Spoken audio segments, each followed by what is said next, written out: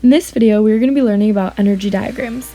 So just for a little bit of background information, there are a few essential things that must occur in order for a chemical reaction to take place at the molecular level. The collision theory states that for molecules to react, they must collide in the correct orientation and with more kinetic energy than the activation energy of the reaction. And the activation energy is the amount of energy that has to be provided to allow for the reaction to proceed. As for determining energy, we can look at an energy diagram. But what exactly is an energy diagram? Well, it shows the progression of energy through the course of a reaction. On the y-axis, you have the amount of energy, while as you go to the right on the x-axis, it shows the progression of the reaction later in time.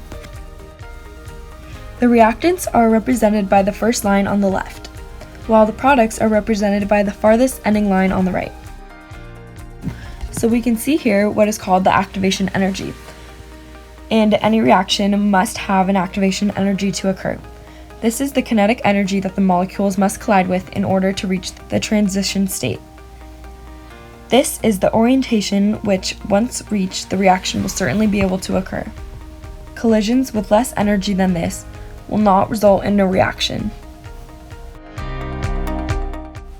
From energy diagrams, we can also recognize delta H, or the difference in energy between the reactants and the products.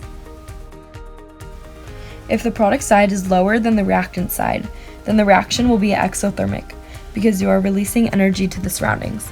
This means that the energy side is lower on the products because you have lost energy. An exothermic reaction means that the delta H will be less than 0, which means that it is thermodynamically favorable and delta H is negative. When the product side sits higher than the reactant side, then the reaction is endothermic because it needs to absorb more energy in order to occur. Therefore, the product side will have more energy since more energy has been absorbed into the system. This results in a positive delta H, which is non-thermodynamically favorable. The addition of a catalyst can also be illustrated in energy diagrams. But what is a catalyst and how does it work? While a catalyst does speed up the reaction, its main function is to lower the activation energy of a reaction.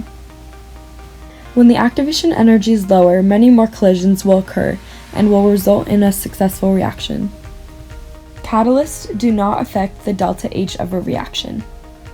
I hope this video helped you guys. Thanks for watching.